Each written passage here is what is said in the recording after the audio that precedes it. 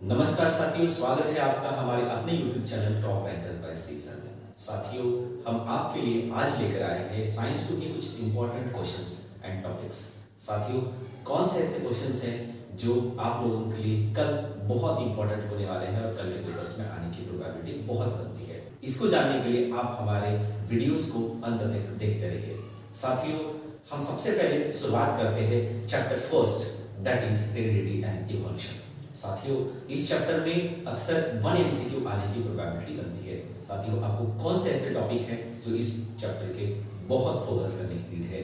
तो first topic यदि हम बात करें तो हेरिडिटी, उसी के साथ साथ हेरिडिटरी जो चेंजेस होते हैं उसके ऊपर आपको बहुत फोकस करने की नीड है। साथ ही साथ पायोनियर ऑफ मॉडर्न जेनेटिक कौन है, जो इवोल्यूशन की म्यूटेशनल थ्योरी जो बनाई है, म्यूटेशनल थ्योरी किसने बनाई है ये आपको पता होना चाहिए। साथ ही साथ आपको वैटसन और क्रिक इन दोनों ने जो डीएनए का मॉडल बनाया है उसके ऊपर भी आपको पता होना चाहिए। साथियों, यहाँ पर आपने कुछ इंपॉर्टेंट जो है प्रोसेसेस देखी जहाँ पर ट्रांसक्रिप्शन, ट्रांसलेशन और ट्रांसलोकेशन के ऊपर डिस्कस किया गया है। साथियों, आपको ये पता होना चाहिए कि म्यूटेशन ऑकर होने से कौन से जेनेटिक डिसऑर्डर्स हो सकते हैं। साथ ही साथ आपको इवोल्यूशन के ऊपर जो डार्विन्स की थियरी है, नेचुरल सिलेक्शन, ये भी आपको पता होना चाहिए। साथियों, यहाँ पर लैमार्किज्म के ऊपर क्वाइट जो है वो आप फोकस करने की नीड है, उतना चांसेस लेस है बट आपको फोकस करने की नीड है। साथियों, यहाँ पर आपको कुछ पिक्चर दिए जाएंगे जैसे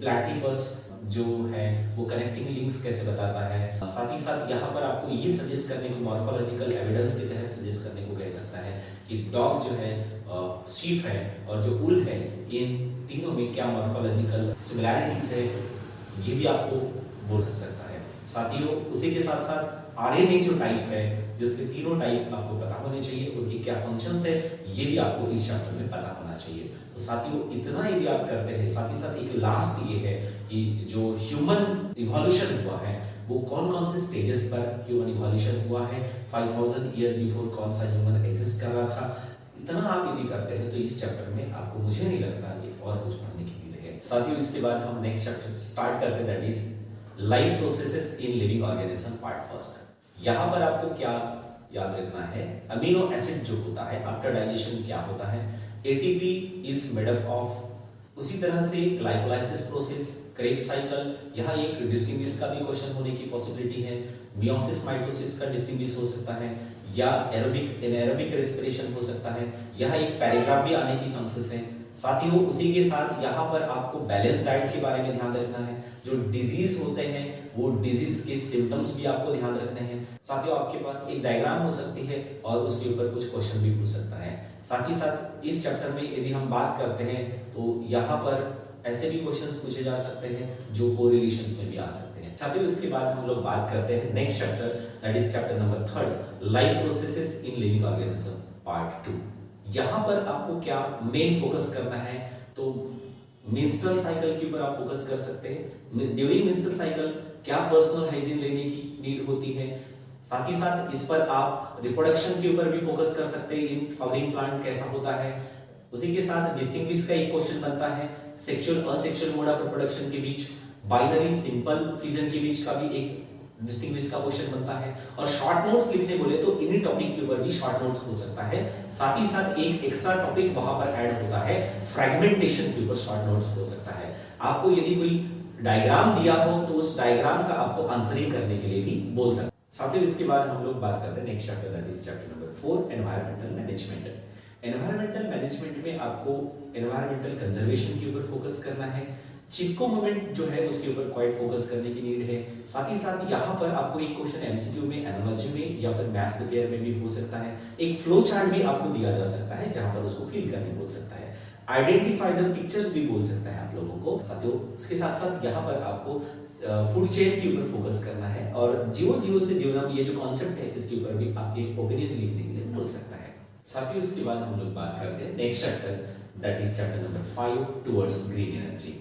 यहाँ पर मोस्ट फोकस आपको करना है कि यहाँ से एक साइंटिफिक रीजन जो है आ सकता है जिसमें आपको ये पूछा जा सकता है, fossil fuels are not green energy, ये भी क्वेश्चन दूसरा नेक्स्ट हो सकता है।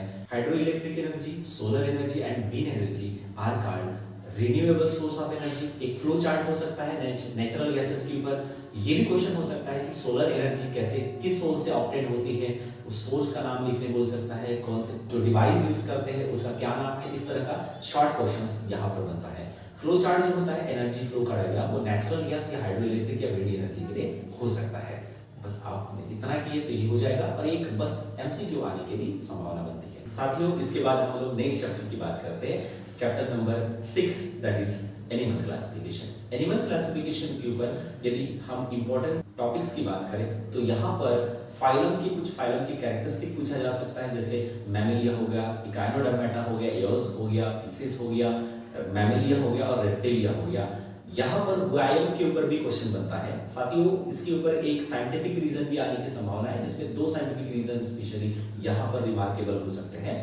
Balanoplasis is the connecting link between the chordates and non-chordates। साथ ही साथ ये भी हो सकता है कि all chordates are vertebrate but all vertebrates are not chordate। यहाँ पर ये भी हो सकता है कि ये कोई आपको फिगर जो है वो गिवन हो और उसको आइडेंटिफाई करने बोले। अब शॉर्ट क्वेश्चंस की बात करें तो एक क्वेश्चन एमसीक्यू में बनता है यहाँ से, और साथ ही साथ साथियों यहाँ पर एनालॉजी वाला भी क्वेश्चन आ सकता है। साथियों, इसके बाद हम नेक्स्ट चैप्टर 7 की बात करते हैं, इंट्रोडक्शन टू माइक्रोबायोलॉजी। यहाँ पर आपको माइक्रोब्स का क्या इंपॉर्टेंस है, इसके ऊपर क्वेश्चन हो सकता है। यूजफुल माइक्रोब्स के नाम को पूछा जा सकता है। आपको यहाँ पर मोस्ट फोकस करना है कि लैंड फिलिंग मेथड किस तरह से यूजफुल आती है और बायोपेस्टिसाइड का क्या यूज है। साथ ही साथ एक कॉन्सेप्ट बेस्ड क्वेश्चन भी हो सकता है, और यहाँ पर एक पैराग्राफ भी पूछने की पॉसिबिलिटी है। साथ ही इसके बाद हम बात करते हैं next chapter, that is chapter number 8, cell biology and biotechnology. यहाँ पर आपको बायोटेक्नोलॉजी के ऊपर फोकस करना है, उसके साथ साथ आपको उसका कमर्शियल क्या यूजेस है, क्या बेनिफिट्स है बायोटेक्नोलॉजी के, यूज करना है। साथ ही साथ आपको स्टेम सेल जो है उसके क्या यूजेस है, ये लास्ट ईयर क्वेश्चन पूछा गया था, उसको भी क्वाइट आप फोकस कर सकते हैं। आप यहाँ पर ऑर्गेनिक फार्मिंग का क्या आज बेनिफिशियल यूज है, कैसे हम ऑर्गेनिक फार्मिंग की तरफ मूव कर रहे हैं, इसके ऊपर भी एक क्वेश्चन बन सकता है। और हर्बिसाइड जो होता है उसका एग्रीकल्चर में क्या इंपॉर्टेंस यूज है। साथ ही साथ 1 मार्क के क्वेश्चन की बात करें तो एक एमसीक्यू, एक एनालॉजी वाला क्वेश्चन बनता है, और मैथ्स में पेयर वाला भी क्वेश्चन यहाँ से आने की पॉसिबिलिटी है। साथियों, इसके बाद हम बात करते हैं next chapter number 9, social health. Social health में आपको what is mean by social health, what factors affecting the social health. उसी तरह से यहाँ पर आपको ऐसा भी क्वेश्चन पूछा जा सकता है सोशल हेल्थ से related, if child of your neighbour is chewing tobacco then what will be your role, इसके ऊपर भी क्वेश्चन बनता है। साथियों, यहाँ पर एक इंपॉर्टेंट क्वेश्चन होता है कि स्ट्रेस मैनेजमेंट कैसा किया जाए, स्ट्रेस मैनेजमेंट के लिए क्या क्या एक्टिविटीज हम कर सकते हैं। साथ ही साथ यहाँ पर ऐसा भी क्वेश्चन हो सकता है कि कोई पिक्चर आपको गिवन हो तो उसको आइडेंटिफाई करने बोल सकता है, और उसके ऊपर क्वेश्चन भी पूछा जा सकता है। एक क्वेश्चन यहाँ पर एमसीक्यू का भी होने की संभावना है। साथियों, इसके बाद हम बात करते हैं next chapter number 10, that is disaster management. Disaster management में आपको कौन सा क्वेश्चन पूछा जा सकता है जिसके लिए आपको 2 to 3 मार्क्स के लिए प्रिपेयर करना है, जैसे what is disaster, explain it's objectives. ये भी हो सकता है कि प्री डिजास्टर फेज क्या है, पोस्ट डिजास्टर फेज क्या है, उसमें से 2 ऑब्जेक्टिव आपको करना है। नेचुरल और आर्टिफिशियल डिजास्टर्स क्या होते हैं ये आपको पता रखना है। आफ्टर डिजास्टर जो फर्स्ट एड किट दी जाती है उसका ट्रेनिंग क्यों नेसेसरी है, फर्स्ट एड किट में कौन से मटेरियल्स का यूज होता है। साथ ही साथ आपको यहाँ पर कोई पिक्चर आ सकती है जिसको आइडेंटिफाई करने बोल सकता है। आपको मॉक ड्रिल का क्या इंपॉर्टेंस है ये भी आपको यहाँ पूछा जा सकता है, और कौन सी जो स्टेप्स है आफ्टर डिजास्टर हम कर सकते हैं जो विक्टिम होते हैं उसको रेस्क्यू करने के लिए। साथियों, आपने इस वीडियो को देखा, हम उम्मीद करते हैं कि आपका जो पेपर है वो बहुत अच्छा जाए। इस वीडियो को आप अपने फ्रेंड्स के साथ भी शेयर करें ताकि उनका भी पेपर अच्छा हो और आपको कल के पेपर के लिए बेस्ट ऑफ लक।